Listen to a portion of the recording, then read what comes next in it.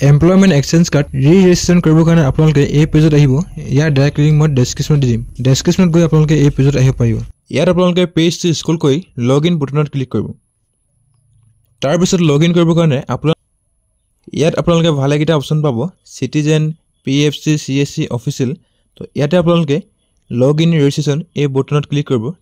তাৰ পিছত আপোনালোকৰ ভেৰিফিকেশ্যনৰ পেজটো এনেকৈ খোল খাই আহিব ইয়াত আপোনালোকে নিউ ইউজাৰ ইয়াত ক্লিক কৰিব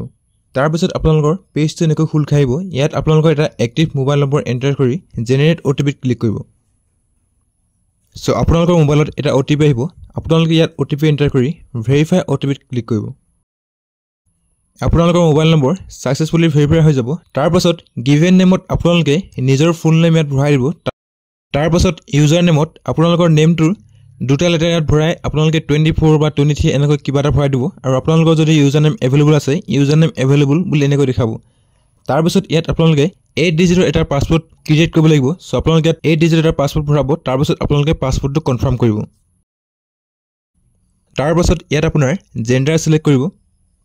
জেন্ডাৰ সিলেক্ট কৰাৰ পাছত ইয়াত আপোনালোকৰ ডেট অফ বাৰ্থ ভৰাব লাগিব সো আপোনালোকৰ date of birth day month আৰু ইয়াৰত আপোনালোকে ইয়াত ভৰাই দিব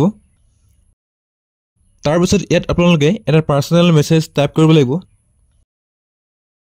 আপোনালোকৰ মোবাইলত যেটো ক্যাপচা কোড শো কৰিব আপোনালোকে ইয়াত ক্যাপচা কোড ফিল কৰি টাৰ্মছ এণ্ড পলিচিজ একচেপ্ট কৰিব আৰু সাইন আপ বুটানত ক্লিক কৰিব তাৰ পাছত আপোনালোকৰ পেজটো এনেকৈ ৰিলোড হৈ আহিব ইয়াত আপোনালোকে লগইন এণ্ড ৰেজিষ্ট্ৰেশ্যনত ক্লিক কৰিব আৰু আপোনালোকৰ এনেকৈ এটা পেজ পোৱা হ'ব ইয়াত আপোনালোকে স্কিপ নাওত ক্লিক কৰিব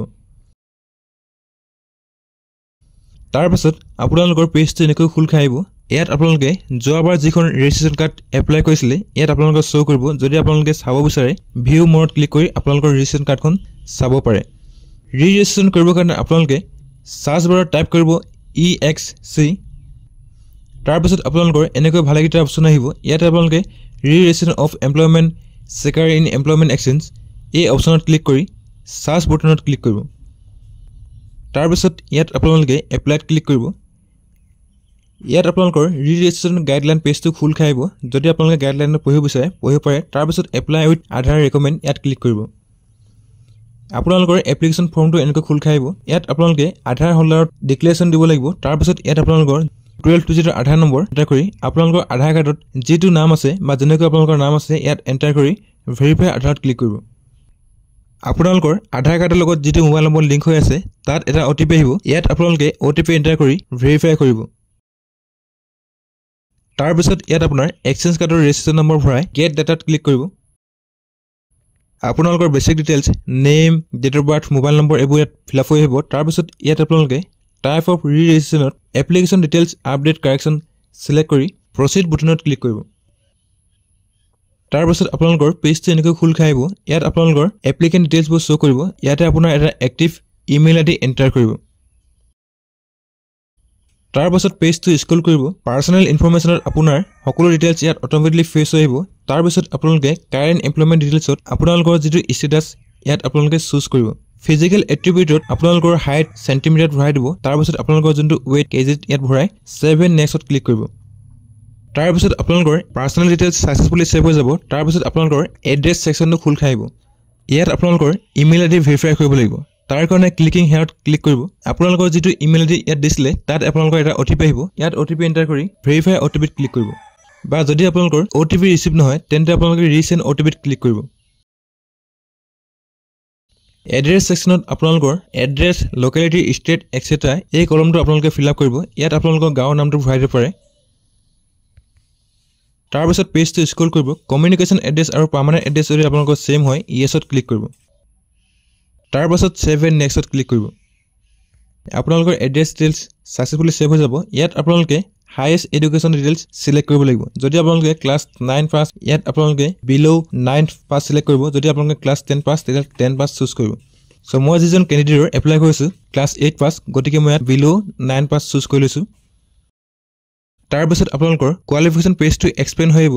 কোৱালিফিকেশ্যনত আপোনালোকৰ যেটো ক্লাছ এটা সিলেক্ট কৰিব তাৰ পিছত আপোনালোকৰ বোৰ্ডটো ইয়াত সিলেক্ট কৰি ল'ব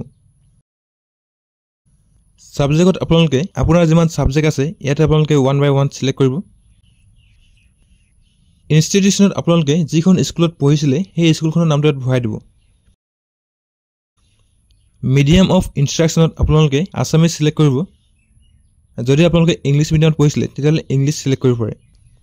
কোৰ্স টাইপত আপোনালোকে ৰেগুলাৰ সিলেক্ট কৰিব ইয়াৰ অফ এডমিশনত আপোনালোকে আপোনালোকৰ এডমিশন ইয়াৰটো সিলেক্ট কৰিব তাৰ পিছত ইয়াৰৰ পাছিংত আপোনালোকে যিটো চনত পাছ আউট হৈছিলে ইয়াত আপোনালোকৰ চনটো ভৰাই দিব পাৰ্চেন্টেজত আপোনালোকৰ যদি আপোনালোক ক্লাছ 8 পাছ বা 9 পাছ তেন্তে আপোনালোকৰ ক্লাছ 8 বা 9ত যিমান পাৰ্চেন্টেজ আছিলে ইয়াত আপোনালোকে পাৰ্চেন্টেজ ভৰাব তাৰ পিছত ইয়াত আপোনালোকৰ পাছ সাৰ্টিফিকেট আৰু মাৰ্কশিট আপলোড কৰি সেভ এণ্ড নেক্সটত ক্লিক কৰিব তাৰ পিছত আপোনালোকৰ পেজটো এনেকৈ খোল খাইব ল্যাঙ্গুৱেজ ননত আপোনালোকে আছামিজ সিলেক্ট কৰিব ইয়াত আপোনালোকে ৰিড ৰাইট স্পিক সিলেক্ট কৰি প্ৰফিচিয়েন্সিত আপোনালোকে বিগিনাৰ সিলেক্ট কৰিব তাৰ পিছত যদি আপোনালোকে আন ল্যাঙ্গুৱেজ জানে ইয়াত আপোনালোকে সিলেক্ট কৰিব পাৰে কি স্কিলত আপোনালোকে আন স্কিল সিলেক্ট কৰি 7 নেক্সটত ক্লিক কৰিব বা যদি আপোনালোকৰ স্কিল আছে আপোনালোকে স্কিল সিলেক্ট কৰিব পাৰে তাৰ পিছত আপোনালোকৰ ডকুমেন্ট আপলোড পেজটো খোল খাইব ইয়াত আপোনালোকৰ যিমান ডকুমেন্টছ আছে গোটেই ডকুমেন্টছবোৰ অটোমেটিক্যালি ফেচ হৈ আহিব ডিক্লেৰেশ্যনত আপোনালোকে টাৰ্মছ এণ্ড কণ্ডিশ্যন একচেপ্ট কৰি 7 নেক্সটত ক্লিক কৰিব তাৰ পিছত আপোনালোকৰ এপ্লিকেশ্যনৰ প্ৰিভিউ পেজটো এনেকৈ খোল খাই আহিব আপোনালোকে ভালকৈ প্ৰিভিউ চাই ল'ব যদি আপোনালোকৰ কিবা ভুল আছে এডিটত ক্লিক কৰি আপোনালোকে এডিট কৰিব পাৰে তাৰ পিছত আপোনালোকে ফাইনেল সাবমিটত ক্লিক কৰিব ফাইনেল সাবমিট কৰাৰ লগে লগে আপোনালোকৰ যিখন এমপ্লয়মেন্ট এক্সচেঞ্জ কাৰ্ড ইয়াত জেনাৰেট হৈ আহিব যদি আপোনাৰ প্ৰিন্টাৰ আছে তেন্তে প্ৰিন্ট কৰিব পাৰে বা যদি আপোনালোকৰ প্ৰিন্টাৰ নাই তেন্তে আপোনালোকে ডাউনলোড কৰি ল'ব এনেকৈ আপোনালোকে আপোনাৰ নিজৰ মোবাইলৰ পৰা আপোনালোকৰ যি এমপ্লয়মেন্ট এক্সচেঞ্জ কাৰ্ড তাৰ ৰি-ৰেজিষ্ট্ৰেচন কৰিব পাৰে আৰু ইয়াৰ যি লাষ্ট ডেট 15 আগষ্টৰ আগতে আপোনালোকে আপোনাৰ যি এমপ্লয়মেন্ট এক্সচেঞ্জ কাৰ্ড ৰি-ৰেজিষ্ট্ৰেচন কৰি ল'ব যিসকলে এমপ্লয়মেন্ট এক্সচেঞ্জ কাৰ্ড 1 জানুৱাৰী 2023 ৰ পিছত কৰিছিলে তেওঁলোকে নিজৰ এমপ্লয়মেন্ট এক্সচেঞ্জ কাৰ্ড ৰি-ৰেজিষ্ট্ৰেচন নকৰিলে হ'ব আৰু যিসকলে 1 জানুৱাৰী 2023 ৰ আগত নিজৰ এমপ্লয়মেন্ট এক্সচেঞ্জ কাৰ্ড ৰি-ৰেজিষ্ট্ৰেচন কৰিছিলে বা বনাইছিলে তেওঁলোকে আকৌ নিজৰ এমপ্লয়মেন্ট এক্সচেঞ্জ কাৰ্ড ৰি-ৰেজিষ্ট্ৰেচন কৰিব লাগিব যদি আপোনালোকে এক্সচেঞ্জ কাৰ্ড ৰি-ৰেজিষ্ট্ৰেচন নকৰে তেন্তে আপোনালোকৰ যি এমপ্লয়মেন্ট এক্সচেঞ্জ কাৰ্ড সেইখন ইনভেলিড কৰা হ'ব গতিকে সময় থাকোতে আপোনালোকে নিজৰ এমপ্লয়মেন্ট এক্সচেঞ্জ কাৰ্ড ৰি-ৰেজিষ্ট্ৰেচন কৰি ল'ব ভিডিঅ'টো প্ৰথমবাৰ শেষলৈকে চোৱাৰ কাৰণে ধন্যবাদ